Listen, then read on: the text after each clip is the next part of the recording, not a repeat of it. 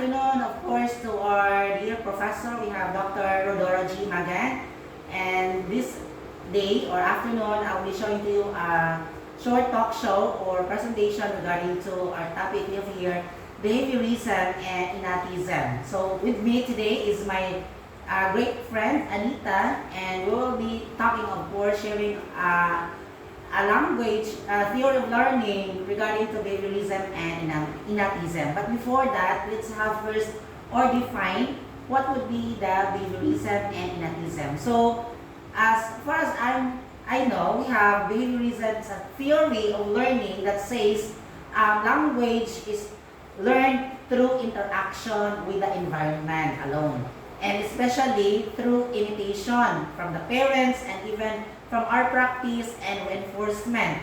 Then according to this view, children learn to speak at home by copying adults, of course, my dear friend, and being rewarded, learn to or corrected based on their responses. So the proponent of this behaviorism, the main proponent, we have B.F. Skinner, who believe that language development is shaped by conditioning. Another important figure who connected to behaviorism is we have John B. Watson.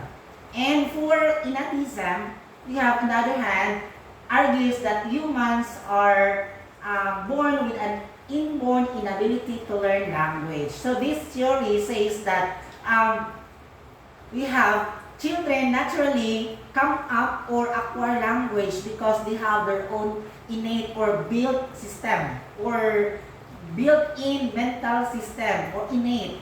That is according to Noam Chomsky. So at this point, I ask you, what would be your opinion, what would be your stand or says or inputs regarding to behaviorism?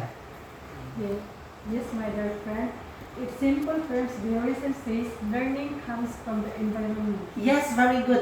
Learning comes from the environment. So we all know that learning that says language is learned through interaction alone. So we are from the environment, and who are the following? The person. And then who are the, what do you call that one?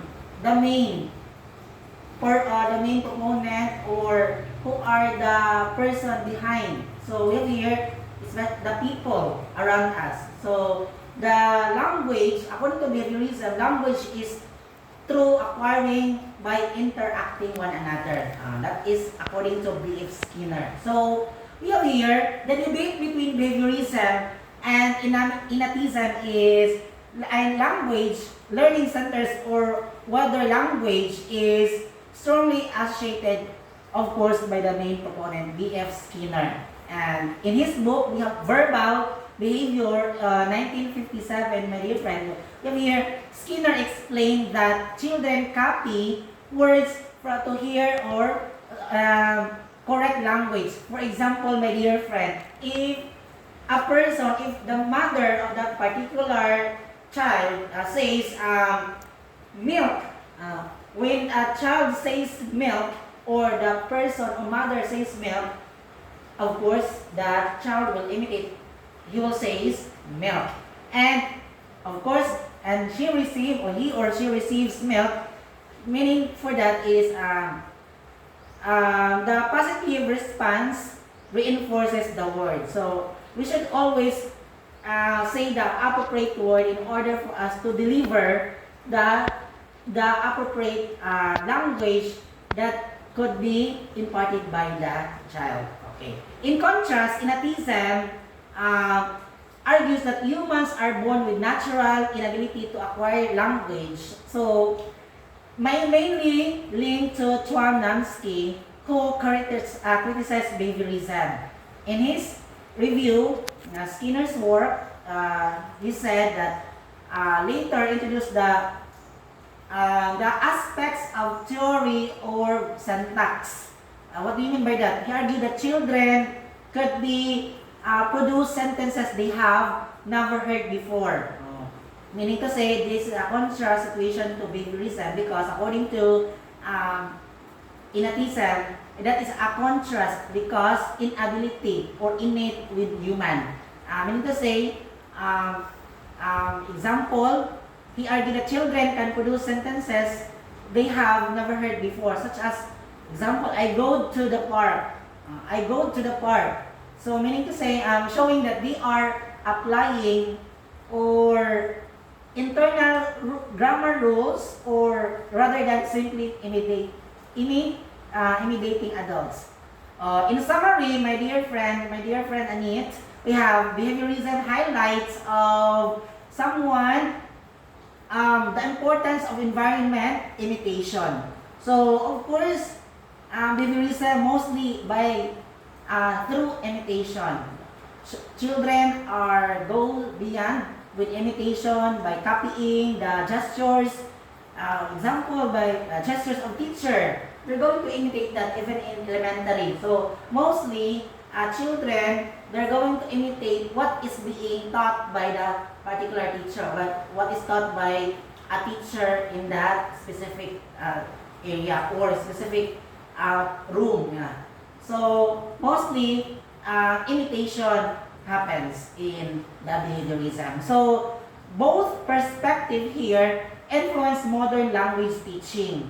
So while behaviorism shaped early language teaching methods like drills and repetition. So innatism opened way early cognitive and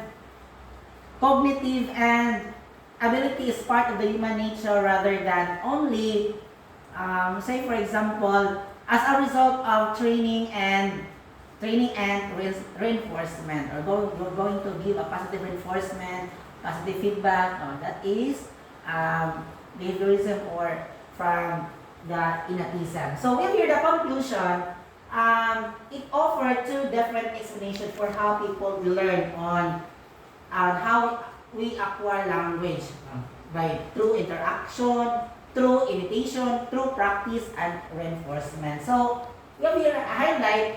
By understanding the theories, we can better appreciate how humans grow, how we acquire the language or the what they call it, language through thinking or communicate. That would be the our idea for the behaviorism and innatism. So I hope you have a good day to you, my dear friend, and I hope to our Professor Dr. Rodora Jimagan. I hope you have a nice day. So thank you so much for watching my short talk show and enjoy the rest of your day.